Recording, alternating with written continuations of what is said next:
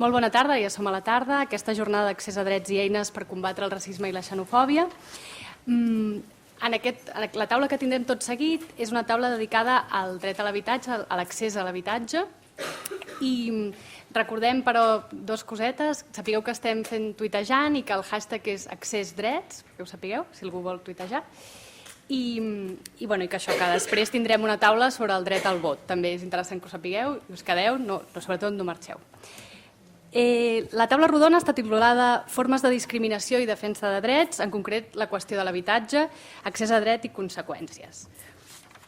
Us presentaré primer els ponents perquè també situeu una mica. Tinc a la meva esquerra el Marc Serra, de l'Observatori DESC, la Carme Porta, de la Plataforma d'Afectats per la Hipoteca, i la Lucía Navarro, que també ha vingut de la PA, la Plataforma d'Afectats per la Hipoteca, i la Brígida Ridruejo, membre de Sorracismo Vizcaya i de la Plataforma en Defensa dels Drets Socials de Vizcaya. Parlaré sobretot en castellà, però estic començant a fer la introducció en català també perquè hi hagi presència de totes les llengües. Una mica hem situat aquests ponents per alguns motius. Ens interessa veure, en primer lloc, tot el marc legal, quin és el marc legal que condiciona l'accés a aquest dret, al dret a l'habitatge, la situació actual, quines conseqüències té aquest marc legal en el dia a dia de les persones, quines formes de discriminació, per tant, estan afectant i estan condicionant la vida diària de les persones, i, finalment, experiències en la lluita per aquest accés al dret de l'habitatge.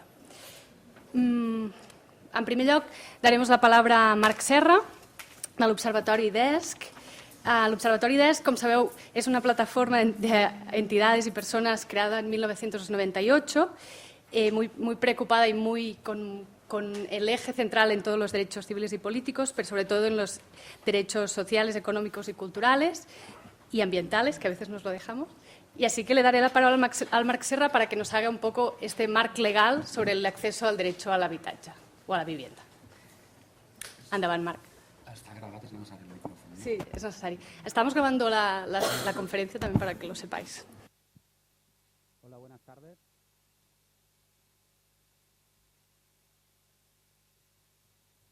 ¿Sí? ¿Se me escucha bien? Buenas tardes a todos. Hablaré en castellano también por si hay gente de fuera de Cataluña, ¿vale? Para que nos podamos entender todas. Yo básicamente lo que haré será apuntar algunas de las claves del marco legal, como decía Mar, para el acceso al derecho a la vivienda. Luego pondré algunos ejemplos de discriminación en el acceso a la vivienda, ejemplos concretos que quizás de alguna forma se pueden retomar luego después en el debate. Y finalmente apuntaremos algunas de las propuestas que desde la sociedad civil organizada se están generando para garantizar el derecho a la vivienda sin ningún tipo de discriminación, ¿no? Que es por lo que todos estamos aquí. Como me toca hablar de leyes, voy a empezar leyendo un artículo que muchos seguro que conocéis. Es el artículo 47 de la Constitución Española, que dice: todos los españoles tienen derecho a una vivienda digna y adecuada. Los poderes públicos promoverán las condiciones necesarias y establecerán las normas pertinentes para hacer efectivo este derecho, regulando la utilización del suelo de acuerdo al interés general para impedir la especulación. Una de las cosas que a los que estamos contra la discriminación, ¿no?, de alguna forma, nos salta más a la vista al leer este artículo, ¿vale? Bueno, quizás habría dos cosas. La primera es cómo empieza el artículo, ¿no? Empieza con el todos los españoles, ¿no? De alguna forma esto nos presenta realmente desde el punto de vista ahora. Repite. Es que son muy majos, se oye, pero no se oye. Vale, me habíais dicho que se oía. Desde el punto de vista de análisis, ¿no?, en derecho, esto, el introducir el artículo, ¿no?, con el todos los españoles, lo que hace es, de alguna forma, garantizar el acceso a la vivienda para todos los españoles y dejar al desarrollo, a partir de otras leyes, el acceso a la vivienda para el resto de ciudadanos, de personas, ¿vale?, que están residiendo en España.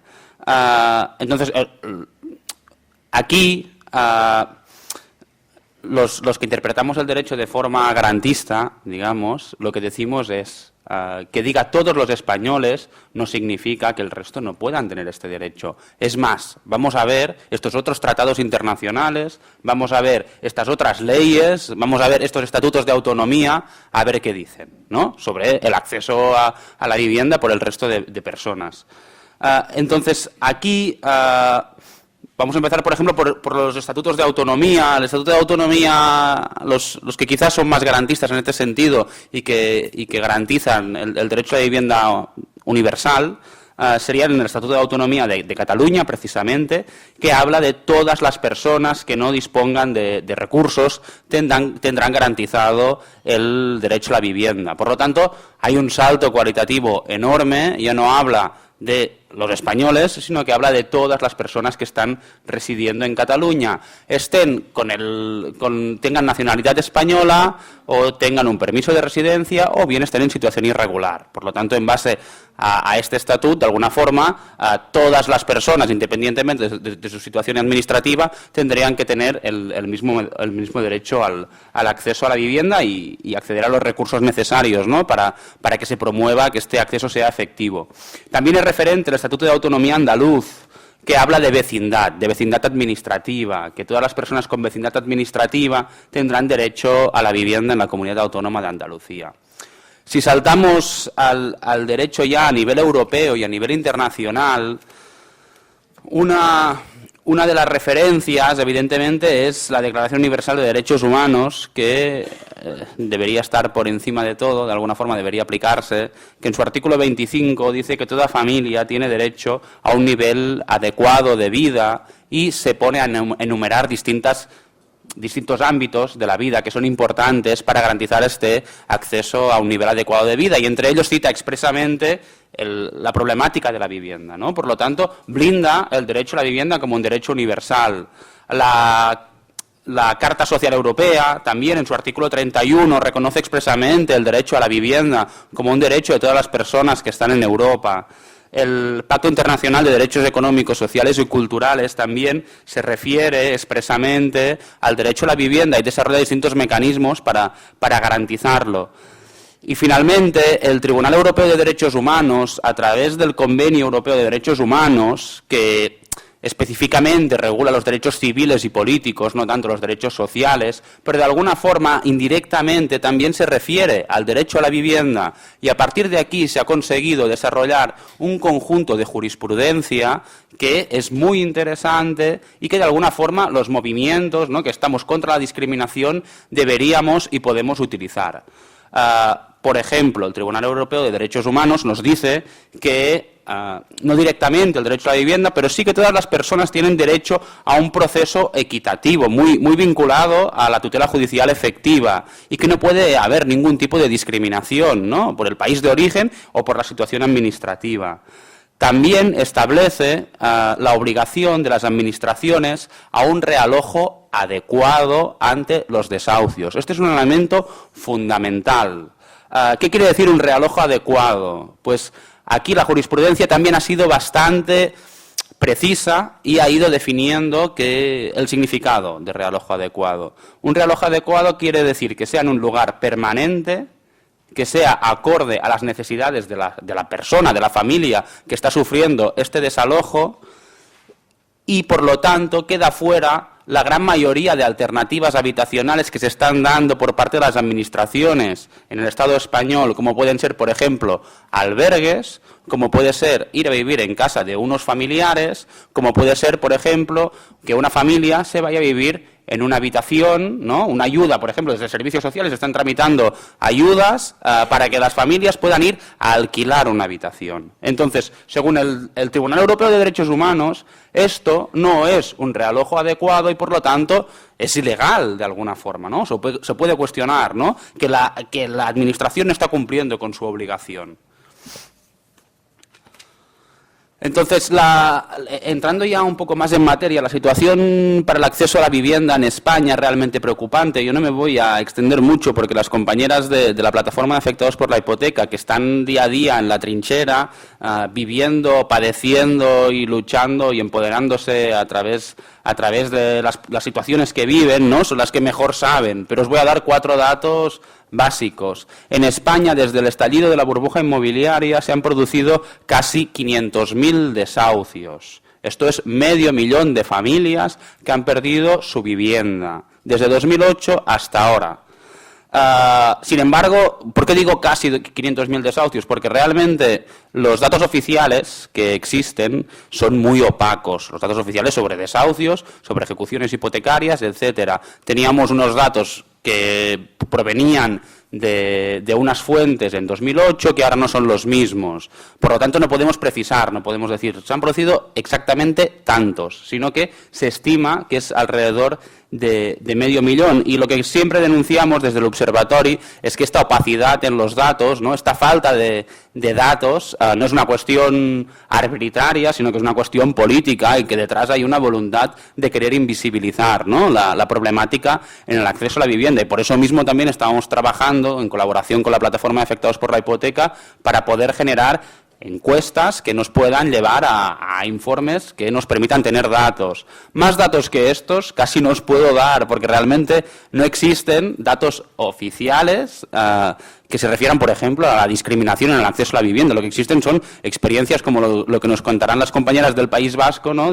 Concretas de trabajo de campo, por ejemplo. Las ejecuciones hipotecarias, sí, son uno de los principales problemas en España. Ya casi llegamos a las 600.000 ejecuciones hipotecarias acumuladas desde 2008. Es una cifra también muy, muy alta. Pero donde queríamos poner un poco, ¿no?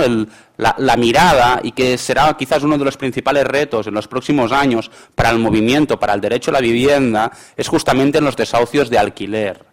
Mientras ha habido una presión muy, muy grande para modificar la ley hipotecaria a través de la plataforma de afectados por la hipoteca y que se han conseguido algunas medidas que, si bien no son suficientes, de alguna forma han podido paralizar al menos medidas más regresivas, mientras tanto los gobiernos, tanto el del PSOE como el del PP, han aprovechado para agilizar los desahucios por causa de impago de alquiler.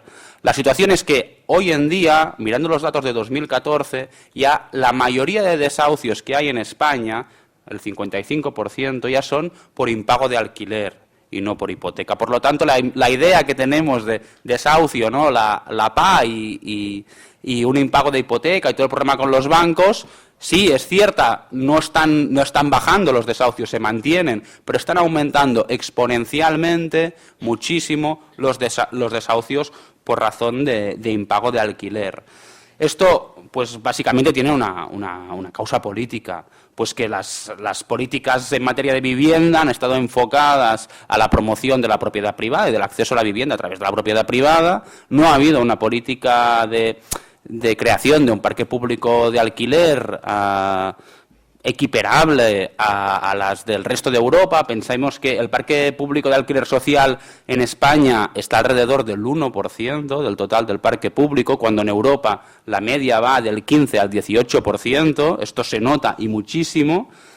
Luego, evidentemente, pues por la ley de desahucios express, que permite la agilización del proceso de desahucio, solo con un mes de impago, ahora mismo, se puede poner una denuncia e instar al desahucio de una familia que no está pagando, solo con un mes de incumplimiento del contrato.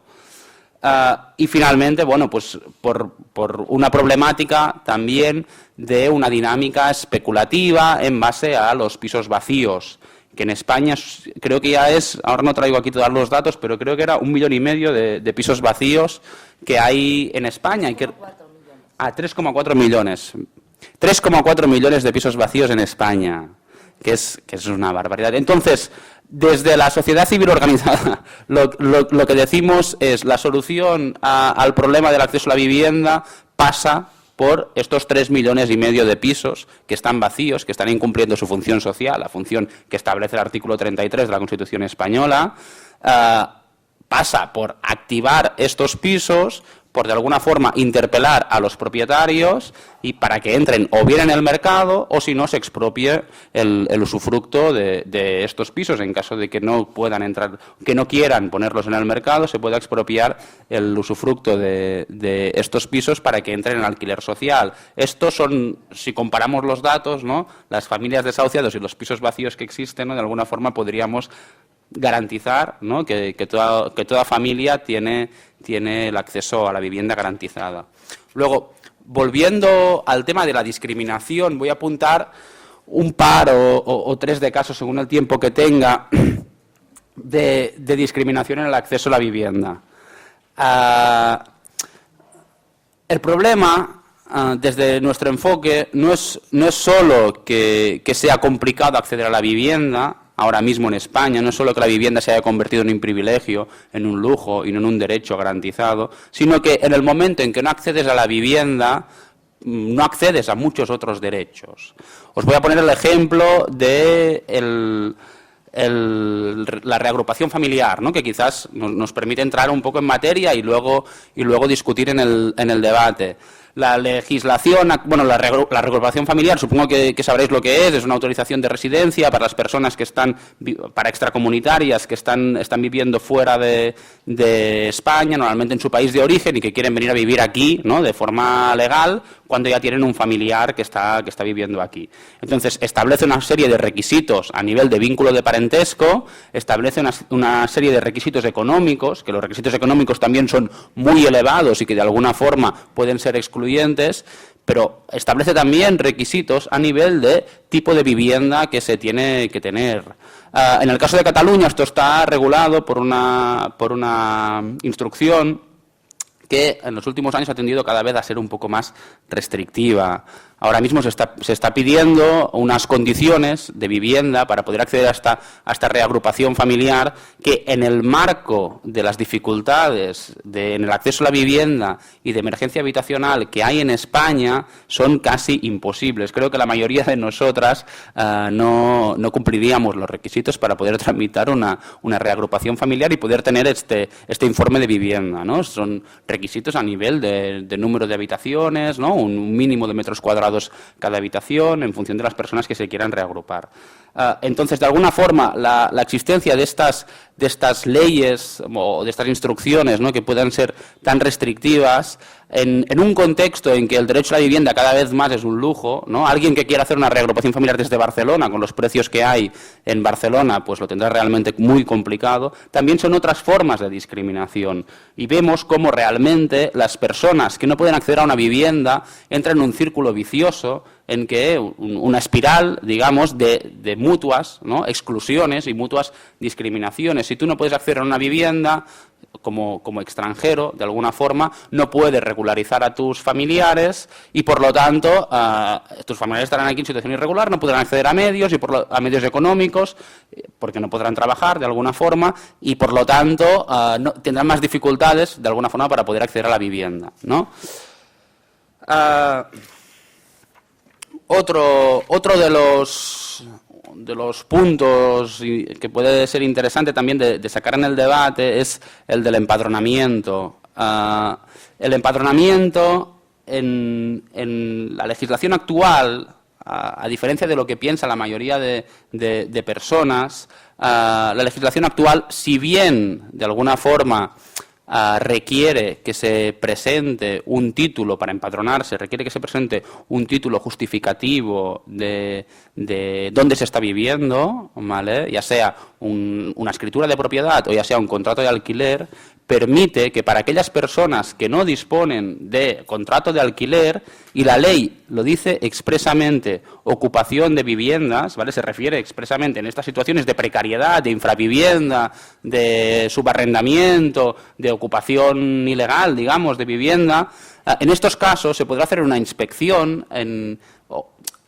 se podrá presentar otros títulos justificativos y en caso de que no existan estos otros títulos justificativos, la Administración podrá inspeccionar y valorar y validar que esta persona efectivamente está viviendo allí. Y lo que dice la ley es que expresamente toda persona, el padrón es un registro de todas las personas que efectivamente están viviendo aquí, tengan título o no.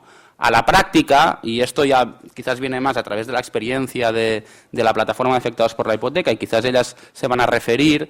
Hay muchísimas personas que están teniendo dificultades para acceder al empadronamiento, justamente por estas dificultades en el acceso a la vivienda, y todas sabemos que si uno no puede empadronarse, ya sea porque está alquilando una habitación, ya sea porque le han desahuciado y está ocupando el piso del banco que la ha desahuciado y por lo tanto ya no tiene ningún tipo de título, ya sea porque está en casa de un amigo mientras no tiene los recursos suficientes para poder formalizar un contrato, en todas estas situaciones, digamos, están poniendo muchos problemas desde la Administración para que estas personas se puedan empadronar. Y este filtro que impide el empadronamiento es el filtro que luego muchas veces da problemas para acceder a la sanidad, da problemas para acceder a la educación, a derechos fundamentales, y también da problemas para acceder a derechos de suministros, por ejemplo, ¿no? Ya para acabar, un minutito, desde el Observatorio IDES, juntamente con la Plataforma de Afectados por la Hipoteca y la Alianza contra la Pobreza Energética, estamos impulsando una propuesta de reforma legal del marco legislativo que regula la vivienda y el acceso a suministros en Cataluña. Es una iniciativa legislativa popular que ya ha recogido las firmas necesarias para poder entrar en el Parlamento.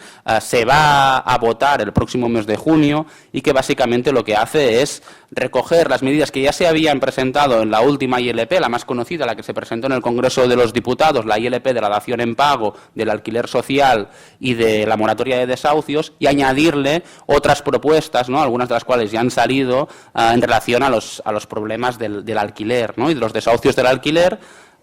Y además introducir también propuestas y soluciones para los cortes de suministros, ¿no? El cese de los cortes de suministros y que de alguna forma se garantice el acceso a los suministros básicos, ¿no? Porque nosotras, cuando hablamos de derecho a la vivienda, de alguna forma lo hacemos en su versión más amplia, incluyendo dentro del derecho a la vivienda no solo el derecho a techo, sino también el derecho a agua, a luz y a gas. Y muchas gracias. Y hasta aquí. Muchas gracias, Marc. Muchas gracias, Marc Serra. Ahora daremos paso a las compañeras de la Plataforma de Afectados por la Hipoteca. Muy interesante la reflexión sobre el derecho al habitatge o de la vivienda como puerta de acceso a otros derechos. Creo que eso es una de las cosas también muy interesantes que ha comentado Marc Serra. Y ahora daremos paso a Carme Porta y solo a nivel de reflexión, ¿no?, muy interesante, siempre desde Sorracismo Cataluña y desde los sorracismos como el de Vizcaya que tenemos aquí y en la Federación, ¿no?, un elemento que destacamos muy positivo de la PA, ¿no?, entre muchos otros, y como comentabas la ILP, muchos otros, pues, a nivell d'accions, no?, que habéis hecho, com no em surt en castellà, però bueno, tots els reptes i tots els guanys i les coses que heu obtingut, un elemento que destacamos es ese antirracismo que está transversal a la propia plataforma de afectados por la hipoteca, y creo que es un elemento interesante destacar.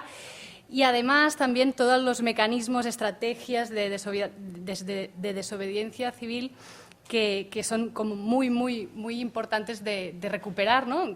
Llevamos muchos años ya de estafa, de esa crisis que nos llaman crisis, pero que es una estafa global, y creo que también es un elemento a destacar y ver cómo, lo que decía antes Ico, no se trata de desobedecer en realidad, sino de hacer cumplir, ¿no?, el cumplir un deber, ¿no?, que es pues, dar una vivienda para todo el mundo, dar la sanidad para todo el mundo, ¿no?, un poco esa reflexión. Gracias. No sé si se me oye, ¿sí? Hola, bon dia, buenos días. Hablaré castellano, pero puede ser que se escape el catalán aquí amb una facilitat que d'allò. Primer, ¿veus? Primero, obviamente, sí se puede. Esto para empezar, ¿no? Que conocemos.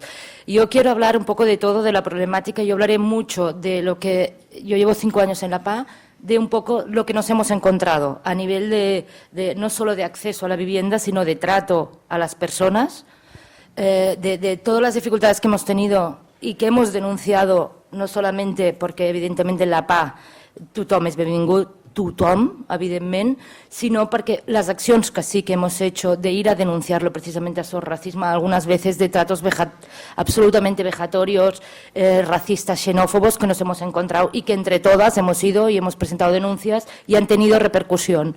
Le contaba a Marc que una anécdota que una vez estábamos con un jefazo directivísimo de la Caixa y que esta persona estaba teniendo un trato vejatorio con una de nuestras afectadas y dijimos que esa persona no era válida para negociar y fue cambiada. O sea que todo vale.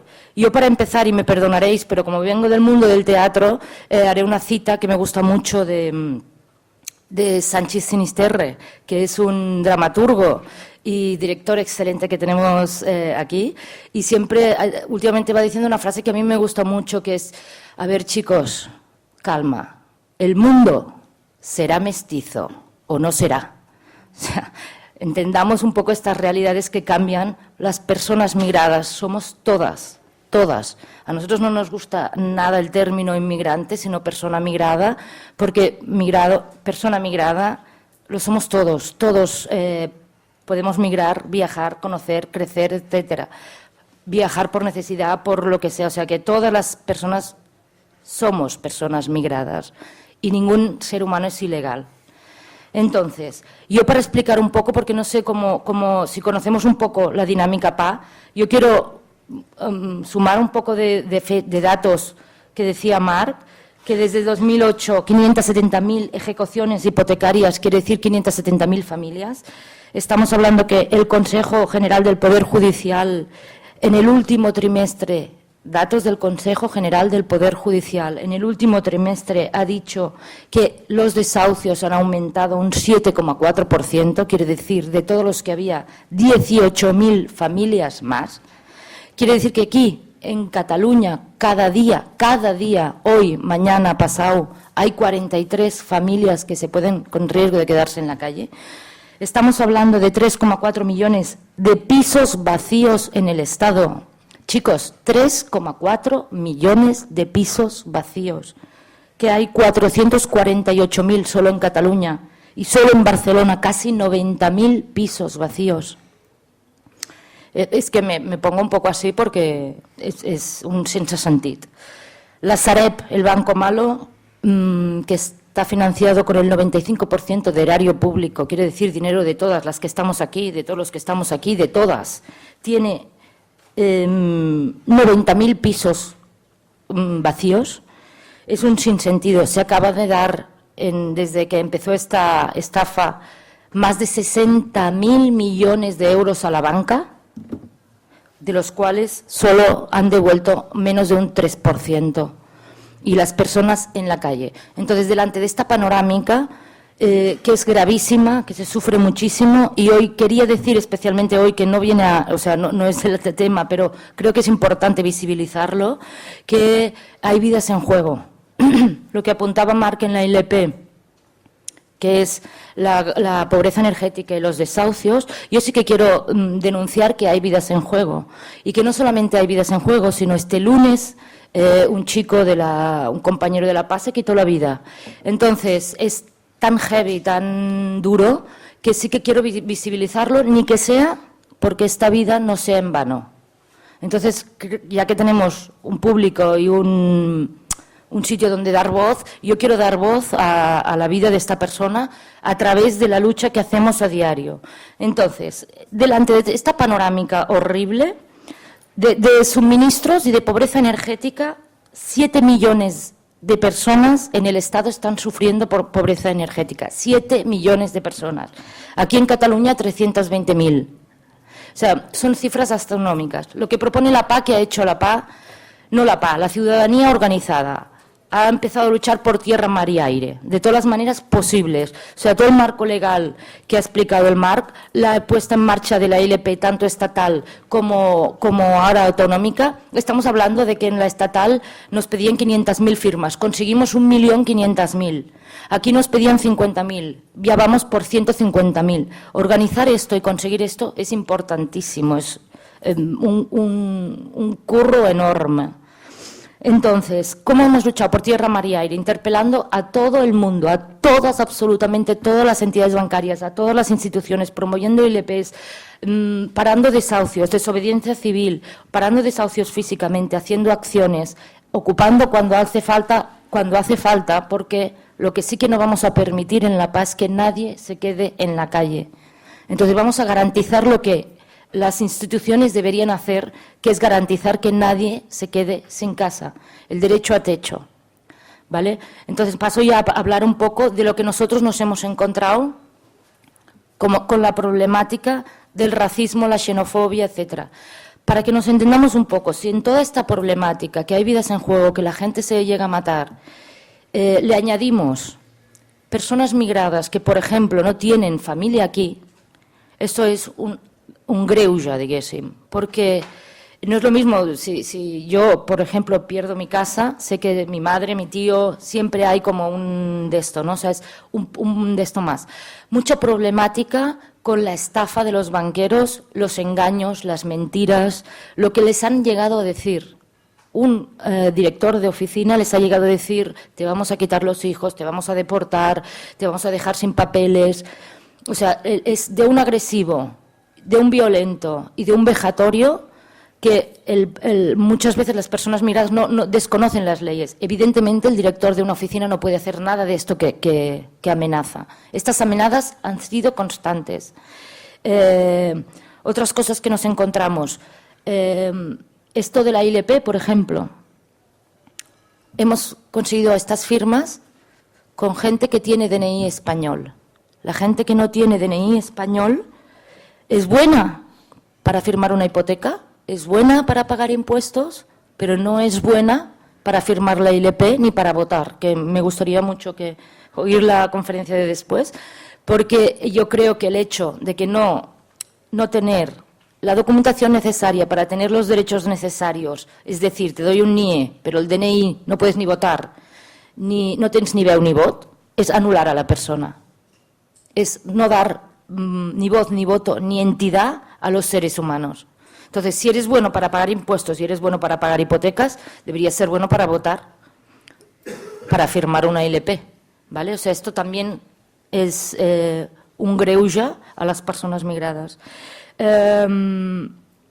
Nosaltres, yo personalmente viví una situación muy, muy, muy dura con Pedro Poblador, un chico que venía nacido en Colombia, que estábamos intentando encontrar soluciones, estábamos en una negociación muy dura con Bankia, pero muy dura, y nos hartamos un poco del lenguaje absolutamente vejatorio, insultante, que estaba recibiendo, y él con la actitud de cabeza baja: no quiero entrar en eso, porque es muy difícil no entrar, ¿vale? Pero no saber si estás perjudicándolo o no en esta negociación. Lo que pasa es que entramos, no solamente entramos, intentamos anular a ese negociador y nos fuimos después a denunciarlo a Sorracisme, que tuvo su repercusión. Entonces, muchas veces, a veces, solo es un problema, por ejemplo, del idioma. También tienen dificultades ahí, porque toda la escritura, si ya es difícil a la gente que podemos entender el español de una manera correcta, imaginaros, no sé, a un senegalés o así, el problema del idioma también agreuja la estafa, el engaño, etcétera. El problema de desconocimiento de las leyes. El problema de no ser. O sea, es todo, si cualquier afectada de la hipoteca tenemos muchos problemas, el ser persona migrada se acrecientan, ¿vale? Pero yo no me quiero quedar con un mensaje negativo, porque somos de la PA y sí se puede. Entonces yo siempre, sí, lo podemos, o sea, lo vamos a conseguir, y creo que no tardaremos mucho en poder vencer todo este marco legal y que garantizar el derecho a la vivienda de todos los seres humanos que viven en este pequeño territorio. Entonces sí que quería, como me decía Mar hoy, la Mar, que la conciencia una mica es que garantizando un derecho o luchando por un derecho luchas por muchos. O sea, en la PA no es que solo luchemos por el derecho a la vivienda, luchando por un derecho social, luchamos por el derecho a las mujeres, por el derecho a la infancia digna, por el derecho a la migración, al respeto, al ser humano. Entonces, que creo que a la que defiendes un derecho humano lo defiendes todos, ¿no? A la sanidad, a todos. I no sé, jo potser ja donaria paraula a la Lucía. Y evidentemente invitaros a todos y a todas las actividades que necesitamos manos, que, perdón por el momento publicidad, pero necesitamos muchísima ayuda, gente válida, gente que quiera luchar, que quiera dedicarle una tarde, un de esto, porque tenemos mucha faena. Entonces, nosotros nos reunimos en la calle Leiva 44, está súper bienvenidos a cualquiera de nuestras asambleas, que todas son abiertas y bienvenidas a todo el mundo. Quien quiera conocernos, ahí estaremos. Muchísimas gracias.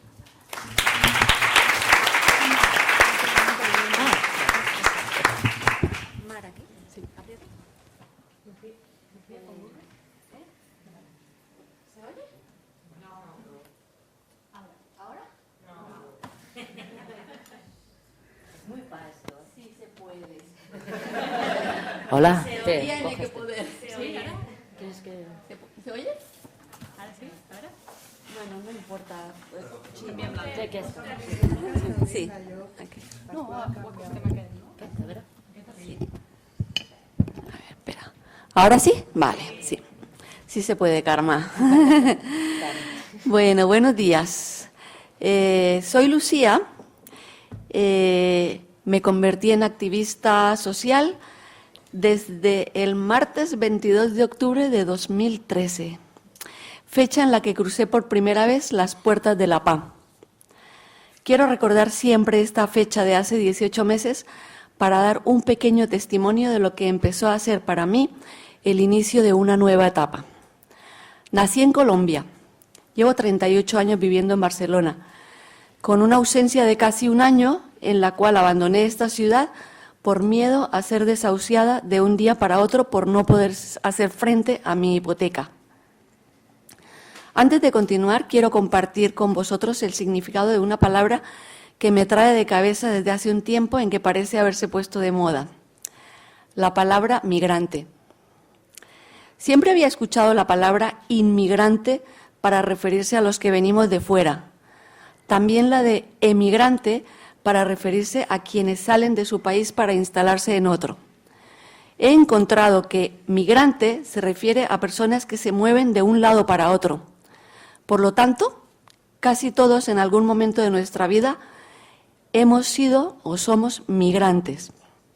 Dicho esto, expongo mi experiencia como migrante. La única etapa incómoda para mí cuando llegué, hace 38 años, es la siguiente. Apenas venía con mi diploma de bachiller debajo del brazo, tenía 21 años. En cuanto me sentí valiente para empezar a labrarme un porvenir en esta tierra, que me encantó desde el primer día, sin tener que depender de la ayuda económica de mi hermano, que fue quien me invitó a venir, empezaron los problemas. Para encontrar trabajo tenía que tener los papeles legales. Para conseguir los papeles legales tenía que tener un trabajo. Fue entonces cuando entendí el significado de esa expresión que decía, la pescadilla que se muerde la cola. Fui inmigrante ilegal durante 3 años, hasta que conocí a una persona que se ofreció a tramitarme los papeles a cambio de trabajar en su despacho por un sueldo simbólico.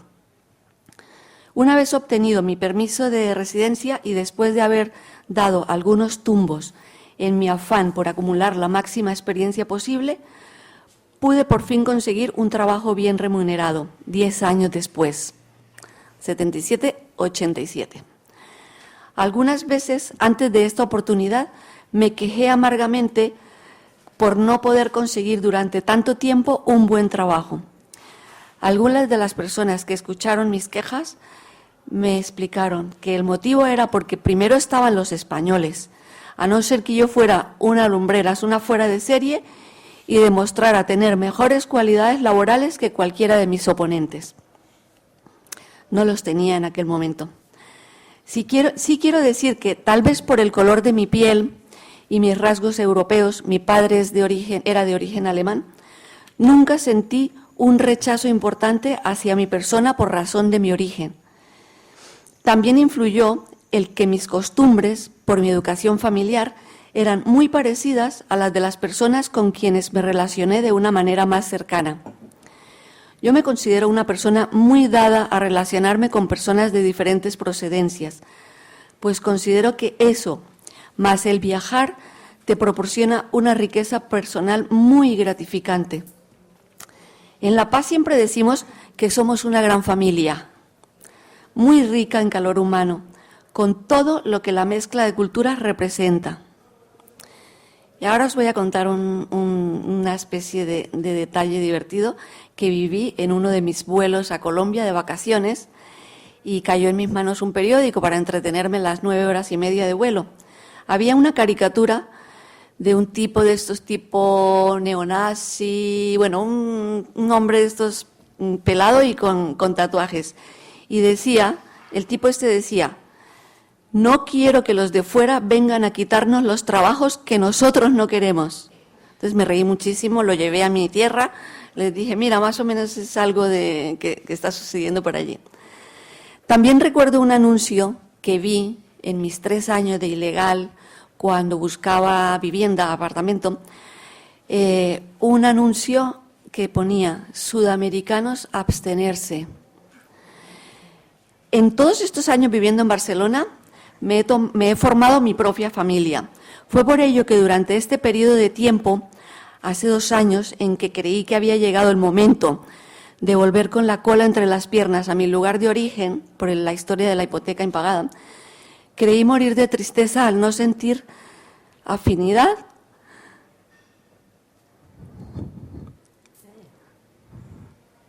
por una tierra de la que había emigrado hacía tantos años. Añoraba enormemente a todas estas personas que me adoptaron aquí y a quienes adopté. Y este es el sentir de mucha gente que he conocido en La Paz. Ya no nos sentimos de allá. Adoramos esta tierra y es aquí donde queremos pasar, concretamente en mi caso, el resto de mi vida. Yo puse el sombrero aquí, pues aquí quiero seguir. Y es aquí donde he creado unos lazos afectivos tan importantes que me hacen sentir que merece la pena continuar luchando para conseguir llegar a buen puerto. Muchas gracias por escuchar mi testimonio.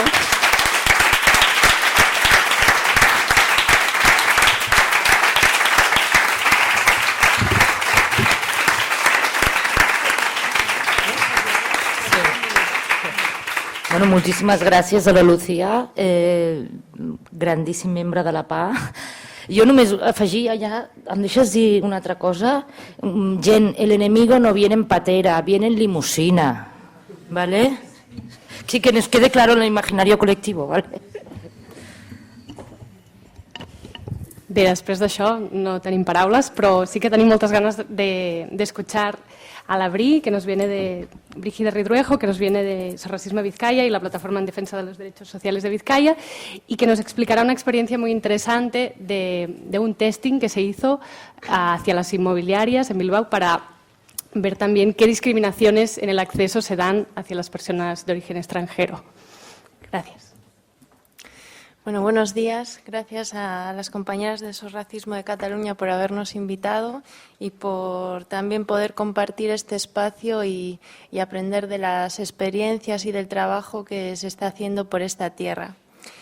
Antes de empezar mi intervención, sí voy a dar una información porque, como se ha estado hablando de legislación, llegamos el martes a Barcelona con otra compañera mía que está ahí, que ha sido también compañera de batallas en esto que os voy a contar.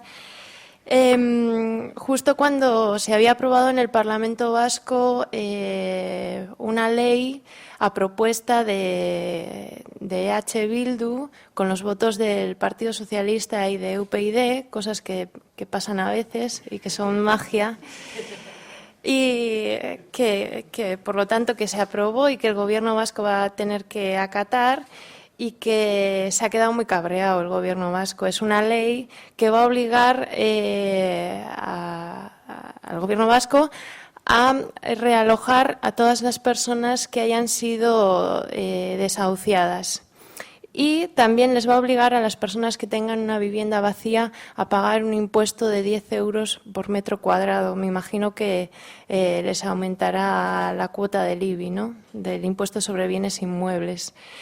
Bueno, vamos a ver cómo luego la va a llevar adelante el Gobierno vasco, porque sabemos cómo es el Estado, ¿no? Y tener que gestionar una normativa que no compartes, porque verdaderamente pues están muy cabreados.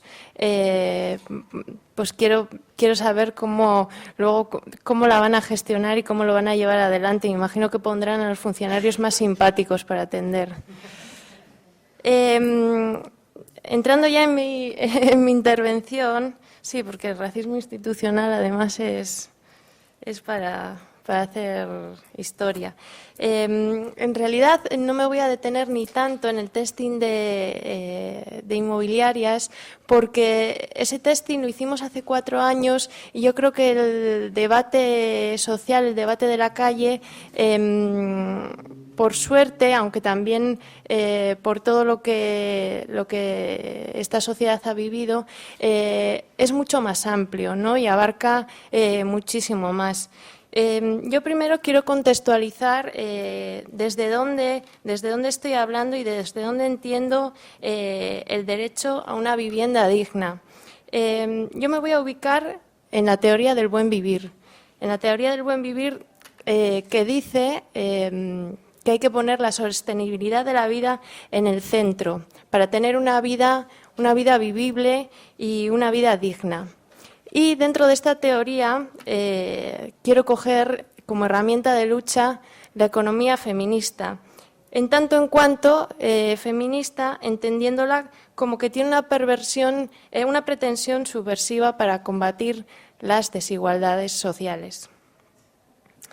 Yo elijo estas teorías porque entiendo que las discriminaciones, todas las discriminaciones, y en este caso estamos hablando de discriminación racista, no viven en departamentos estancos, sino que están interseccionadas en el sistema, en nuestras vidas y en nuestros cuerpos, porque las discriminaciones tienen mucho que ver con la lectura que hacemos de los cuerpos, ¿no? Del cuerpo de mujer, del cuerpo de una persona negra, de los diferentes cuerpos, porque contienen una información que tenemos en nuestro imaginario social, en nuestro imaginario mental, que a menudo están cargadas de prejuicios. Por eso, cuando me dijeron, bueno, ¿cómo te presentamos?, pongo el siguiente apellido de Plataforma en Defensa de los Derechos Sociales, porque aparte que es muy importante en el trabajo que hacemos en SOS, es el vehículo para luchar contra las discriminaciones racistas en todo lo que abarcan los derechos sociales, ¿no? Estamos hablando de vivienda, pero a mí me gustaría definir qué es la vivienda, o sea, qué entiendo yo por la vivienda, qué entendemos, invitaros a hacer el ejercicio de cada uno de vosotras en la cabeza de qué es una vivienda. Para mí, por lo menos, una vivienda es algo que relaciono con el cuidado, con el autocuidado, con el desarrollo personal, con el bienestar, con un espacio donde tejemos relaciones personales, familiares, íntimas, un largo etcétera, ¿no? Por eso que una persona que ha emprendido un proyecto migratorio, que ha dejado sus raíces, que ha dejado su familia, tiene como algo adicional entender qué es la vivienda.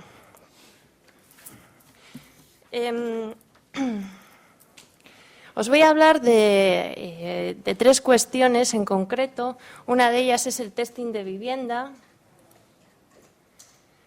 que os lo enseño aquí. Bueno, también está en papel por si alguien no es amiga de leer en el ordenador, y también está en el pendrive que nos han entregado a la entrada en nuestras carpetas.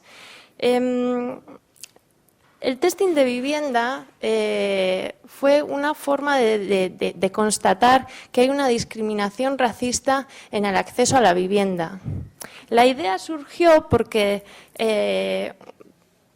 todas las personas, ¿no? En este caso hablamos de las personas migradas, vamos construyendo nuestra identidad y nos sorprendía cómo con todas las personas que hablábamos nos decían que tenían problemas para encontrar una vivienda, pero sin embargo a nosotras en la Oficina de Información y Denuncia nunca nos llegaba una queja de me han dicho que no quieren extranjeros, pone un anuncio de que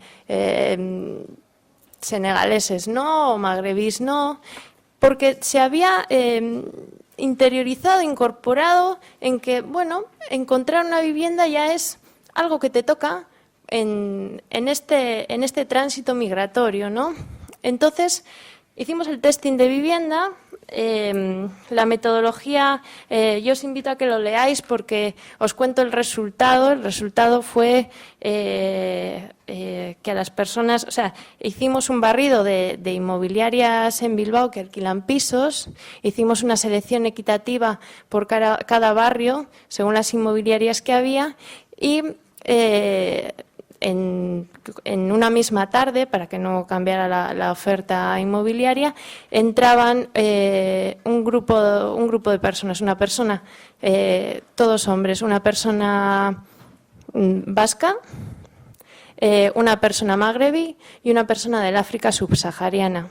El resultado fue que a las personas nacionales se les ofrecieron 102 pisos, a las magrebís 23 y a las del África subsahariana 20. Mirar la diferencia.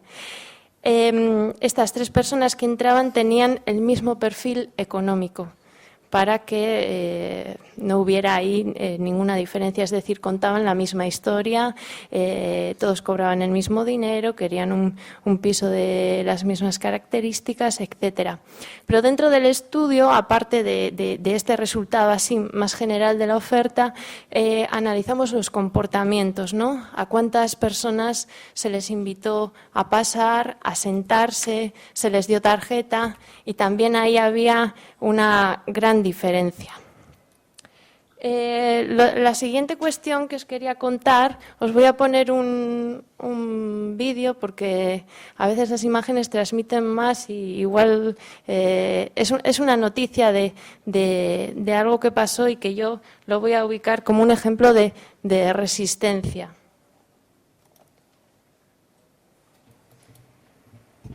No sé si podem baixar els llums. Le doy, ¿vale? Igual si se apaga la luz se ve mejor, pero no con apagarla.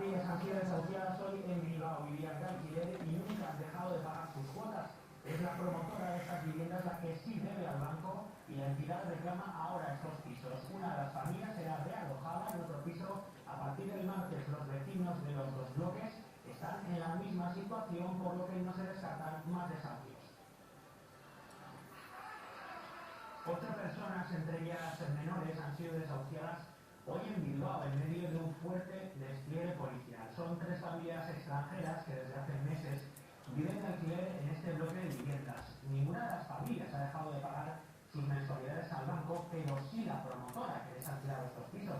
Se sienten engañados y abandonados por las instituciones, ya que el Ayuntamiento de Bilbao tiene un servicio de mediación con pisos vacíos. A partir del martes, una de las familias podrá tener otra casa. Los vecinos de los 2 bloques están en la misma situación y se han iniciado expedientes para sus desahucios. Sí, no han engañado porque hemos alquilado esos pisos legalmente con nóminas, porque había un cartel que pone alquilar los pisos y hemos pagado la fianza. Falta de respuesta del Ayuntamiento de Bilbao, que era la administración más cercana en este caso, lo difícil que ha sido que nos atendieran, lo lento que han trabajado y que no han dado una respuesta a las familias y a las necesidades que tenían, familias que además tenían menores a cargo. Vale. A mí me parece que en esta ocasión digo resistencia, aunque aquí convergen 3 cosas. Una, la discriminación en el acceso a la vivienda de la población inmigrante y que pueden pasar cosas como en esta ocasión, que la desesperación Vale, voy a cerrar. La desesperación de encontrar una vivienda de alguien que te alquile te hace, pues a veces, decir, bueno, alguien me alquila, venga, esta, ya está. Y luego pasa lo que pasa aquí, son 2 promotoras que alquilan 2 bloques de pisos, 20 viviendas a 20 familias extranjeras. Y estas 2 promotoras se van pasando la titularidad de los pisos de unas a otras. Entonces, cuando la primera promotora les alquila los pisos a estas familias y después le pasa la titularidad a la otra promotora y esta deja de pagar al banco. Es el Banco Popular. Entonces, el Banco Popular inicia todo el trámite para recuperar esos pisos, no sé cuál sería la palabra jurídica, ¿no? Y para desahuciar a todas estas familias. Estas son las 3 primeras que fueron desahuciadas hace un año, pero hay 20 familias, ya han sido desahuciadas 8. Iniciamos una gran lucha, ¿no? Porque, claro, aquí hubo un problema, que como estas familias no eran las propietarias de las viviendas, no fueron parte del procedimiento. Por eso no se enteraron hasta el final de que tenían que abandonar la vivienda. También, al no ser parte del procedimiento, tampoco se pudieron defender ni estar presentes en el juicio. Simplemente hacía tiempo habían pasado por el juzgado a presentar su contrato de alquiler y se suponía que, bueno, así de alguna manera habían hablado en el juzgado que iban a respetar sus contratos de alquiler. Lo que pasa que luego el juez que le tocó al considerar que quienes les había alquilado los pisos ya no tenían la titularidad, pues que el Banco Popular no tenía que respetar el tiempo de alquiler que les quedaba. El desahucio, ¿no? La PA lo ha explicado mejor que yo, qué es un desahucio y qué supone un desahucio. ¿Qué supone un desahucio? Esto acompañado de unas familias que tienen que salir de esa casa, que además nadie les va a devolver la fianza, por tanto tienen que buscar otra vivienda sin tener el dinero suficiente para pagar una fianza y además tienen que volverse a enfrentar a la discriminación racista de encontrar a alguien que te alquile una vivienda. Los paseos fueron para salirnos ampollas en los pies. En ese mes, que decía aquí la noticia, el Ayuntamiento de Bilbao tiene un servicio de mediación para desahucios y a la 5ª vez que fui no me dejaron pasar de la puerta. Y además, claro, como había que ir tantas veces y estábamos mientras en la búsqueda, pues en muchas ocasiones fui yo sola y verdaderamente me trataron muy mal. La parte de la resistencia, por un lado, el montar todo este pollo tiene esta imagen, ¿no? de pues, la calle cortada por las 2 partes con las fuerzas especiales de la Ertzaintza, que parecía que era aquello, yo que sé, mucha gente a los 2 lados. Pues claro, invita a que pasen cosas como que salga en todos los medios de comunicación. Yo no sé qué más pasó ese día, pero estoy segura de que hubo un desahucio y que estuvo muy presente en todo Bilbao ese desahucio. Pues que vengan los servicios de urgencia del Ayuntamiento de Bilbao y les ayuden a 2 familias ya habían encontrado vivienda y les ayuden a pagar la fianza, y a la otra la realojen en una vivienda de viviendas municipales cuando durante el trabajo que habíamos hecho ese mes no habían querido ni hacernos caso. Pero claro, si vienen los medios de comunicación y te salen los colores, entonces sí. Entonces, el resto de familias que van saliendo, pues se van reubicando en viviendas municipales.